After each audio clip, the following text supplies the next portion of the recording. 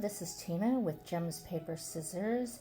I am an independent consultant with close to my heart. Today I'm going to quickly walk you through how to make this black ice technique card utilizing our spruced up paper pack and spruced up card making stamp set from our January-February 2020 idea book. It's fairly fun, an easy technique. To begin with, I set up my surface utilizing our all-purpose mat on top of our Versa mat. I do this because I want the sponge effect for stamping. You can use the sponge insert from your stamp set. I just happen to like having larger work surfaces.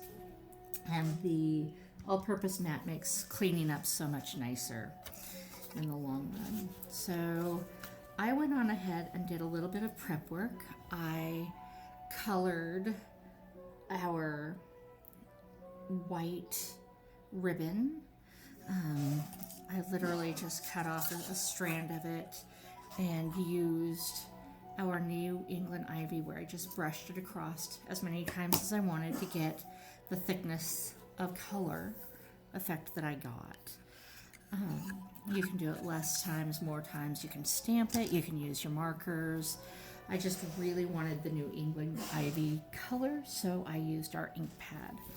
I then utilized a pre-cut using our thin cuts from the spruced up card making stamp set with thin cuts to cut our bird out. I used archival black ink to stamp. I used that because we will be coloring our bird at the time to assemble. So those are the things I've prepared so that they have a chance to dry and be ready. And then we're going to go on ahead and do the technique called black ice. You can choose to do an effect called just ice crystals or cracked ice. I'm doing a black background. As you can see, it kind of has a black ice feel underneath the spruce sprigs. And it just gives it a really nice effect. It gives it a visual texturing that I was in the mood for. If you leave off the black streaking, it gives it a crystallized cracked ice appearance. Again, really fun, really easy. Now to do the black ice effect, you take some foil paper. It can be gold or silver. Today I'm using the gold. You use our Stazon jet black ink. It gives us the nice dark black streaking. The hardest challenge is to do this lightly or it covers up the metallic mirrored effect. So you just do it at a slight angle, streaking it across. I tend to turn my paper and do it from both directions, but you can do this as many times or as few as you want to get the effect you are after. So to keep my mess down, I use our cleaning squeegee towel, and it just cleans right off of the work surface. One of the benefits of that being absorbent and our work mat, all-purpose mat, being very, very easy to clean. So I took the spruce sprigs from our spruced up card making stamp set and put them onto a block. I'm going to place these on as a background pattern and just put them on however you want. Again, this works with other stamp sets as well. I've used it with a brown Stazon or inking so that it looks more like a cameo effect for antiquing. I really like the black though. And so once you've got it stamped on for the look that you are after, I strongly suggest taking an extra few moments to either let it air dry or speed up the process by using your heating tool, because you're going to have that set up anyways for the next step. It's going to get loud, so I'm going to stop talking while I quickly get this set.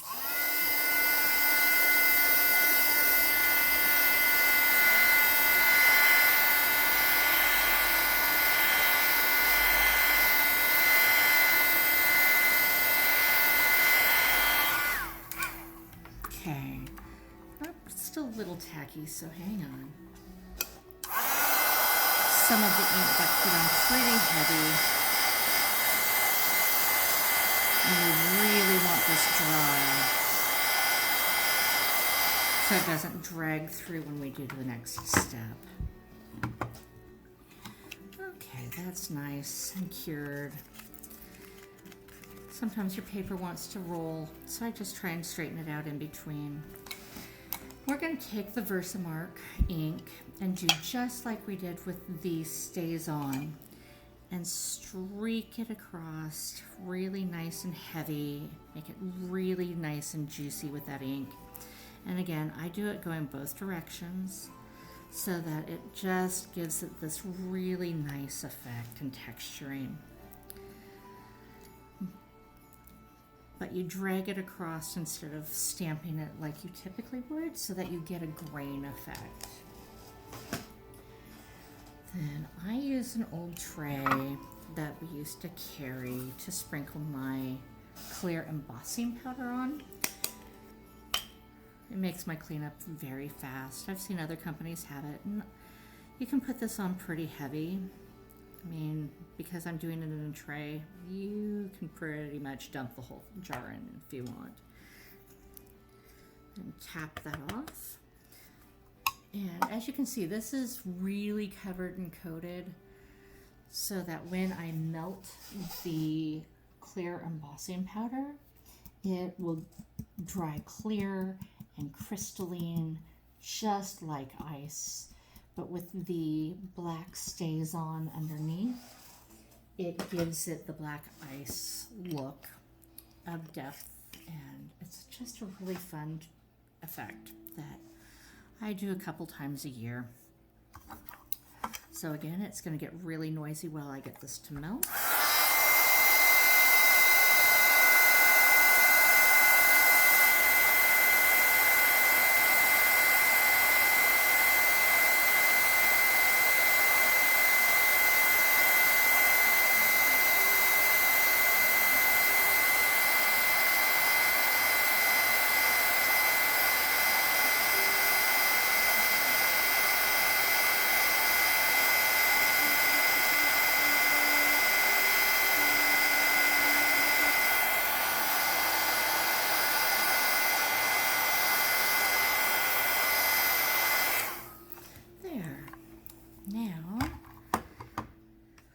This is completed for all of the streaking and the texture and the depth. Super fun, super easy, and keeps everything very unique. Every time you do it, it looks a little different. So it helps keep your cards looking and being one of a kind. So now I'm just going to quickly put together this card. I have a basic white daisy card base, and today I'm going to use the sangria side of the spruced up paper pack, and I'm just adhering it with our basic close to my heart adhesive tape runner, and then placing that. Then I have some black, my fingers are nicely stained. They'll clean nice and easy though. I'm gonna go on ahead and attach my now dry New England ivy colored white ribbon. And again, I'm just gonna quickly use our tape runner to put this on. and tuck on the back side.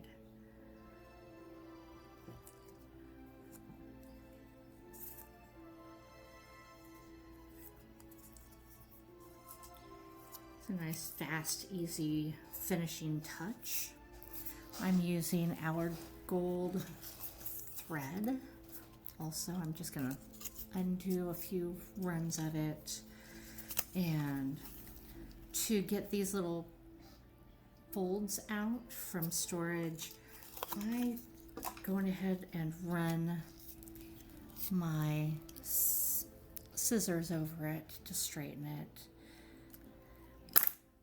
Keeps it nice and smooth, so I don't have those fold marks on my card. I really want a nice clean finish. And so I'm gonna run it around 2 or 3 times until it looks kind of like an effect that I'm after. And so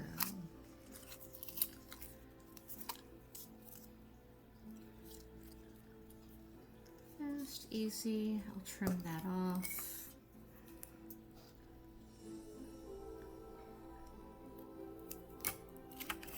Set that aside.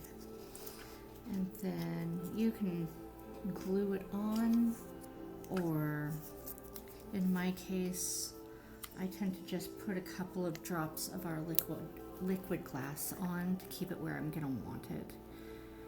Not a bunch, just enough. And that'll cure nice and firm. And some people like to just tie on their thread, and I like to tie it on. So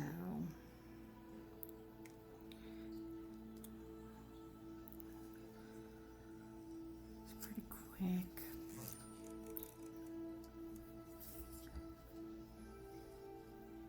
So again, just put it however you want it. This is your project more than mine.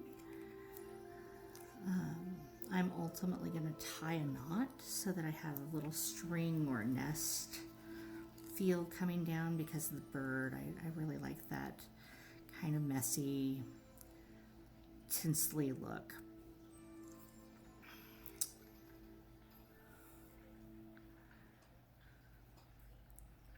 And of course, because I'm on film and taping this, it's not cooperating as much as I would like.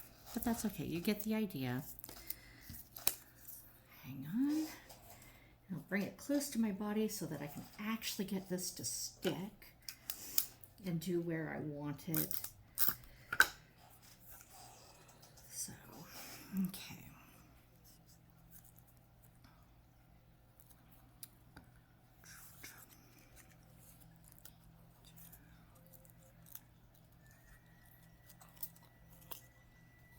And you can tuck some behind, you can wrap it around however you want.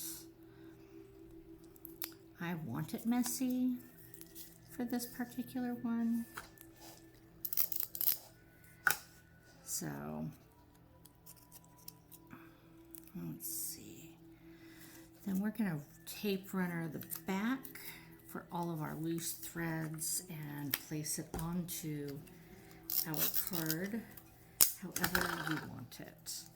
So I'm going to place that down here and rearrange my threads a little, point them down, trim them up as you go. Then I am going to ink up my New England card base, just because I like the distressed finished look.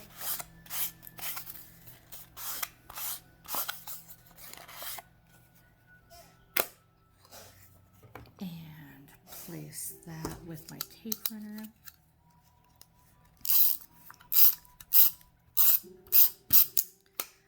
I am choosing to do this off at an angle.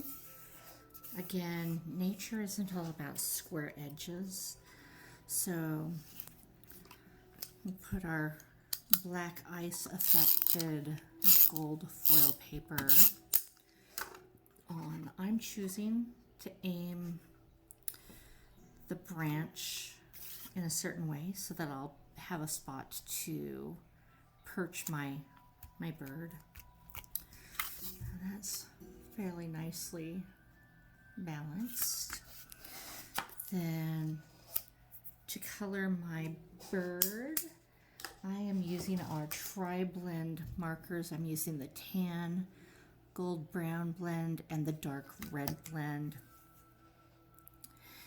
And again, just color it how you want. This is your artwork, okay? I'm just gonna do a really fast, squiggly style of coloring because I'm really not that artistic when it comes to coloring. It's truly not one of my strong suits. So I do the best I can with the skill set I barely have. So some people are great artists when it comes to coloring. I am not one of them. And just for a little bit more highlighty tones in this. And because it is an icy, snowy effect, I am using our gold shimmer pen and helping blend these colors in. And it'll give a nice little sparkly hue as I go. If you're not sure if you've got enough glitter moving around, by all means, squeeze some out onto your work mat so that you're getting all of the colors that you're wanting in the shades that you want and as sparkly as you want.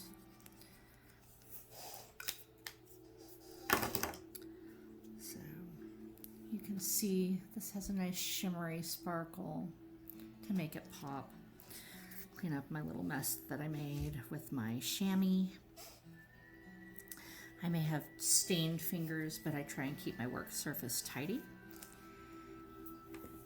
And then on my sample card, I had used our 3D tape, but I used our thin, and it doesn't have as much dimension as I was hoping. So this time, I'm going to use a piece of our thicker or standard 3D foam tape. And just going to clip off a little piece, attach it to the back of my bird, like so. Take the back off. And place it so that my bird's little foot is a little bit over my spruce branch. And voila, it's a nice three-dimensional, very unique card. I will be posting with this video a list of materials that I used in the description. Have a great day, and I look forward to crafting with you again.